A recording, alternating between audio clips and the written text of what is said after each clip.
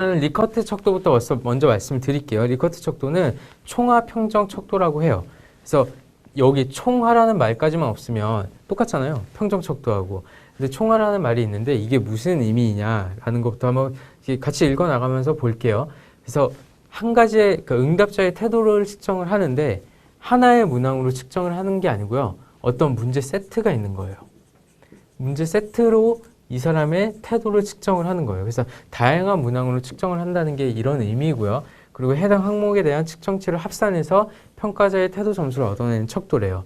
네, 그리고 이제 당연히 그러면 한 가지 태도에 대해서 다양한 문항을 측정을 하려고 하니 그 다양한 문항들이 서로 상호 간의 연관이 깊게 있어야겠죠. 그러지 않으면은 엉뚱한 그 합산값이 나올 거잖아요. 그래서 얘부터 먼저 보여드리면 제가 지금 가지고 온 게 인천공항 이용자들의 서비스 만족도 조사라고 했어요. 근데 만족도를 조사를 할 때 한 가지만 물어보고 이 응답자가 전반적으로 공항 이용을 만족하는구나 이렇게 판단하는 게 적절하지가 않을 수가 있잖아요. 그래서 이렇게 문제 세트를 가지고서 한번 물어보는 거예요. 그래서 태도, 진짜 여기서 응답자의 태도라는 거는 서비스 만족도에 대한 태도겠죠.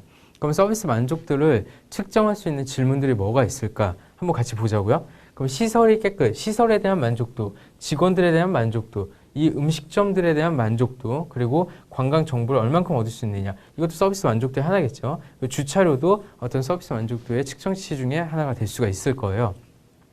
그러면 이 5가지 질문에 대해서 1번부터 5번까지를 이제 측정을 하게 되는 응답자한테 물어보는 거예요. 각각에 대해서 어떻게 생각하냐.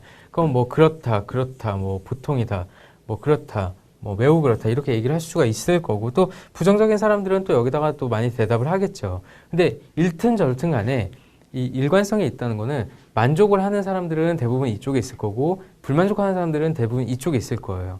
근데 질문이 어떤 식으로 구성이 돼서 만약에 여기 이러면은 그 질문의 세트는 뭔가 일관성이 없을 가능성이 크다는 얘기인 거거든요. 그렇기 때문에 이제 그때는 질문을 약간 수정하거나 삭제하는 방법을 통해서 일관성을 높여줘야겠죠. 근데 그러면은 이제 이런 이 보기를 골랐잖아요. 그러면은 이 숫자들을 다 합산을 해서 이 사람의 서비스 만족도에 대한 점수로 쓰는 거예요. 그러면은 이 사람이 지금 그렇다가 3개가 있는 거니까 12점이 될 거고 그리고 보통이다 하나, 매우 그렇다가 5점이 있으니까 이 사람 지금 8점은 20점이죠. 20점이 이 사람의 서비스 만족도 점수예요. 그러면 나중에 이제 저하고 SPSS를 이제 곧 보시게 될 텐데 그 SPSS 점수의 그 데이터 세트를 보면은 만족도 조사 해서 응답자가 1, 2, 3 이게 이제 표본수겠죠. 한 100명 조사했다고 해봐요. 그러면은 이제 이 셀에는 이 사람 만족도 조사에 대한 점수가 여기 나와 있는 거예요. 그래서 이 사람 20점 했고, 18점 했고, 30점 했고, 이런 식으로 나와 있는 거예요. 그럼 이제 이 한 질문의 그 SPSS 상 로우 데이터가 이런 식으로 들어가 있는 거를 나중에 이제 보게 되실 거예요. 이런 식의 그 질문 구성에서 나온 점수다라는 거를 알고 계시면은 나중에 이해가 좀 빠르실 것 같고요. 그리고 지금 보시면은 B번을 제가 읽다 말았는데 이거 설명드리려다가 높은 상관관계를 전제로 한다고 했죠. 말씀드린 것처럼 이 5가지 질문이 상관관계가 굉장히 커야 되겠죠. 그래야 이제 문제 세트를 구성했을 때 이상한 합산 점수가 안 나오잖아요.